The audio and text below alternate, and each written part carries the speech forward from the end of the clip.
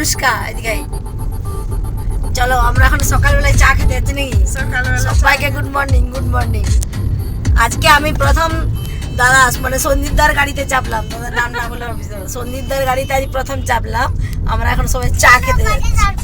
এখানে আছে দাদা গাড়ি চালাচ্ছে, তোমার একটা ব্যাক ক্যামেরা হয় না না, আর সুব্রত ঘুমাচ্ছে, সে চা খায়ও না ও জানেও না আমরা বেরিয়ে গেছি বলে। চলো আমরা ভাববে যে নিচে আমরা আছি। হ্যাঁ দরজাও তো আমার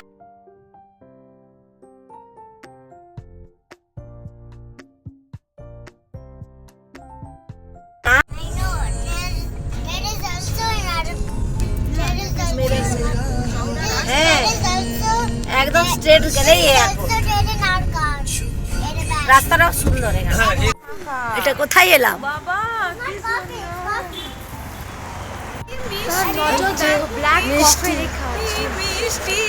সকাল আমরা চায়ের সন্ধানে চলে এসেছি এয়ারপোর্ট। কথা হচ্ছে যে এখান থেকে প্লেন ধরে চলে যাব কলকাতা, চা খেয়ে আসবো। চলো চলো চলো চা খেয়ে আসি চলো। এখন আমাকে দেবে না, দেখছো তখন ফুল, যখন চাইবো তখন দেবে। এই হচ্ছে চা দোকান। চাটা বেশি মিষ্টি না, এটা খেতে মিষ্টি লাগছে। বিস্কিটটা খুব মিষ্টি আছে। হ্যাঁ এই যে সন্দীপ দা আর অনিমা বৌদির সাথে আমার আলাপ বহুদিনের, আজ থেকে প্রায় 13 বছর আগে, যখন 2013 সালে আমি প্রথম ব্যাঙ্গালোরে আসি, তখনই এই দাদা বৌদির সাথে আমার পরিচয় হয়েছে। দাদাকে কাজের সূত্রে সুব্রত অনেক আগের থেকে জানতো, আমি জানতাম না। আমার সাথে তখন প্রথম আলাপ। এই দাদা বৌদির একটি ছেলে সমু, কালকের ব্লগে আপনারা ওকে দেখেছেন। ব্যালকনিতে ও আর অনুষ্কা বসে ডিনার করছিল। 2013 সালে প্রথম ব্যাঙ্গালোরে আসা, আর বন্ধু বলতে ছিল আমার এই বৌদি। আমরা সব কিছুই একসাথে শেয়ার করতাম, কোথাও যাওয়ার হলে একসাথে যেতাম। এখন যেমন এতগুলো বছর থাকার পর আরও অনেকেই লাইফে এসেছে বন্ধু হিসাবে আছে, কিন্তু এই বৌদিই ছিল ব্যাঙ্গালোরে আসার পর আমার প্রথম বন্ধু। তখন একটা সময় ছিল কিছুই জানতাম না, একটা মনে ভয় ছিল, কিন্তু এই বৌদির সাথে থাকতে থাকতে আস্তে আস্তে মোটামুটি অনেক কিছুই শিখে নিয়েছি। চলুন, অনেক বকবক করা হলো, এখন আমরা বাড়ি চলে এসেছি। আর বাড়িতে এসে দেখি সুব্রত এগুলো সব ওপেন করছে। এটা দুদিন ধরে ঘরেই পড়েছিল, এত কাজের চাপ ছিল আর খুলে দেখা হয়নি। যদি কিছু গোলমাল থাকে তো রিটার্ন দিতে হবে। এটা অনেক দিনের একটা ইচ্ছে ছিল। এই যে মাঝের ব্যালকনিতে এতগুলো গাছ দেখছেন, এগুলো রাখার ঠিকঠাক জায়গা হচ্ছে না। আপনারা অনেকেই জানেন আমার টোটাল 3টে ব্যালকনি, তো এইটা ভাবছি মাস্টার বেডরুমের ব্যালকনিতে সেট করব। আর আমার ইচ্ছে মাঝের ব্যালকনিটাতে আমি একটা কি দুটো গাছ রাখবো, টব রাখবো, বাকি পুরো ব্যালকনিটাই ভাবছি ফাঁকা রাখবো। তো সেই কারণেই এইটাকে সেট করব মাস্টার বেডরুমের ব্যালকনিতে, আর ওইখানে আরেকটা আছে সেটাকে এনে রাখবো ইউটিলিটিতে। পুরোটাই খোলা হয়ে গেছে, এখন এটা কিভাবে বানানো হবে সেটা সুব্রত চেক করছে।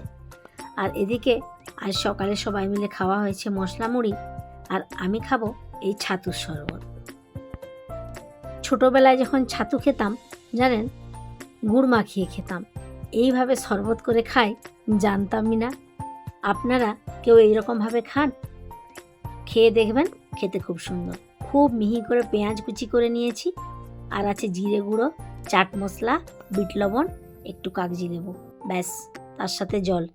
এইভাবে রেডি হয়ে গেল আমার ছাতুর শরবত। এইটা হচ্ছে আমার মাস্টার বেডরুমের ব্যালকনি। এই জায়গাটাতেই আজকে যেটা এসেছে সেট করা হলো, ওটা ভাবছি রাখবো। আর এইটাকে ভাবছি রাখবো ইউটিলিটিতে।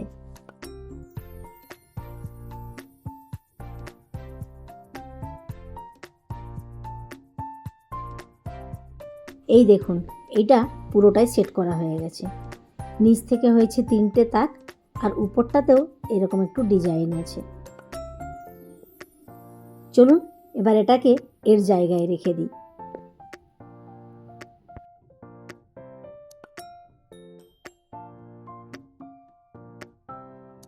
মাস্টার বেডরুমের ব্যালকনিতে নিয়ে এসেছি। এটা এখন থেকে এইটা এর জায়গা।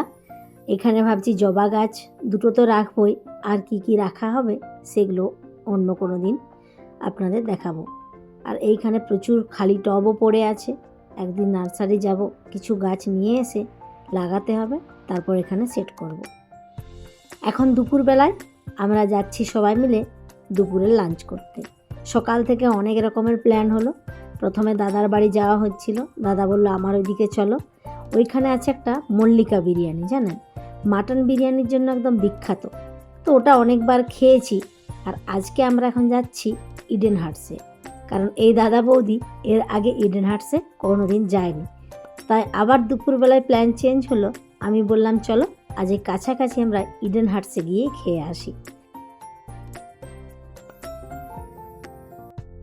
আমরা যাচ্ছি দাদার গাড়িতে, পিছনে আমরা 4 জন, সামনে সুব্রত বসেছে অদ্রিতকে নিয়ে।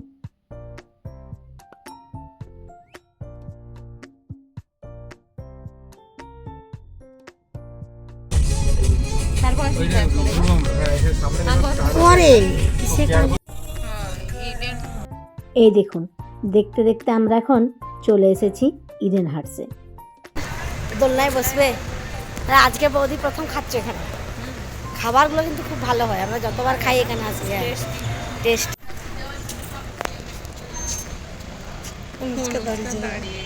তোর কি হলো? সে দেখছে ইডেন হার্টসে এর আগে বহুবার এসেছি, কিন্তু কখনোই এই যে ছোট ছোট ঘরগুলো দেখছেন এর মধ্যে বসে আমরা খাবার খাইনি। আমরা আসি আমাদের ফ্ল্যাটের সব বন্ধুরা মিলে, আমাদের গ্রুপ তো বিশাল বড় গ্রুপ, সেই গ্রুপে এই কটা চেয়ারে কি করে হয় বলুন, তাই আমরা বসি অন্য জায়গায়, আর এইখানেই আজ প্রথম বসে খাবো।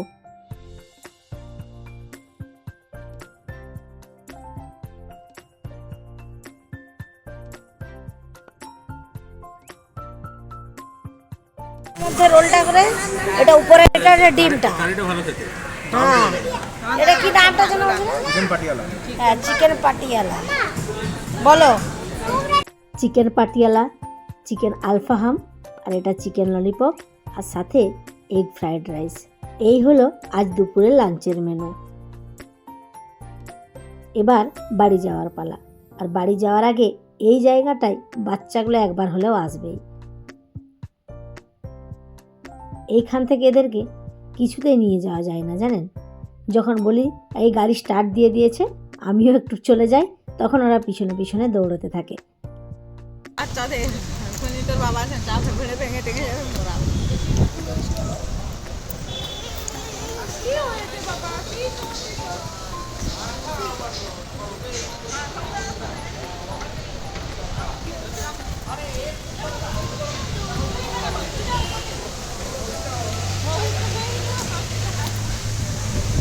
হচ্ছে নাকি? দাদা বৌদিকে অনেক করেই থাকতে বললাম, তারা আর থাকলো না। কালকে নাকি তাদের একটা ইনভিটেশন আছে। এই দেখুন ফেদার ফিশটা কেমন ফিল্টারটা তোলায় লুকিয়ে আছে। ফেদার ফিশটা না দেখতেই পাওয়া যায় না, জানেন যখন খাবার দেওয়া হয় কোথায় থাকে ঠিক চলে আসে। আর ওই যে জায়গাটা দেখালাম ওই জায়গাটাই ওর ঘর, যেন ওইখানটা থেকেও আর বেরোয় না সারাদিন। এই অ্যাকোয়ারিয়ামটাও সেই বাড়ি যাওয়ার আগে পরিষ্কার করা হয়েছিল, ফিরে এসে আর করা হয়নি। প্রায় 2 মাস হয়ে গেল। আগে প্রত্যেক মাসে মাসেই পরিষ্কার করা হতো, জানেন এখন কি হয় ওই কিছুদিন ছাড়া ছাড়াই জলটা হাফ ফেলে দিই, আবার একটু পরিষ্কার জল দিয়ে দিই, তাহলে ঠিকঠাক থাকে। কারণ এই এত পাথর বালি গাছ, 2টো ফিল্টার সব কিছু পরিষ্কার করা খুব সমস্যা হয়ে যায়। তো 2-3 মাস ছাড়াই এখন পরিষ্কার করা হয়, আবার টাইম হয়ে গেছে পরিষ্কার করার। আজকে আমার এই ব্লগটা আপনাদের কেমন লাগলো একটু কমেন্ট করে জানাবেন। যদি ভালো লেগে থাকে একটা লাইক করে দেবেন, আর বন্ধুদের সাথে একটু শেয়ার করে দেবেন। আর যারা আজ আমার ব্লগে নতুন তারা আমার চ্যানেলটিকে একটু সাবস্ক্রাইব করে দেবেন, পাশে থাকা বেল আইকনটায় একটা ক্লিক করে দেবেন, যাতে আমি রেগুলার বেসিসে যে ভিডিওগুলো দিয়ে থাকি সেটা দেওয়ার সাথে সাথে আপনার কাছে নোটিফিকেশান পৌঁছে যাবে। চলুন আজ তাহলে আসি, দেখা হচ্ছে পরের ব্লগে। আর ততক্ষণে সবাই ভালো থাকবেন, সুস্থ থাকবেন।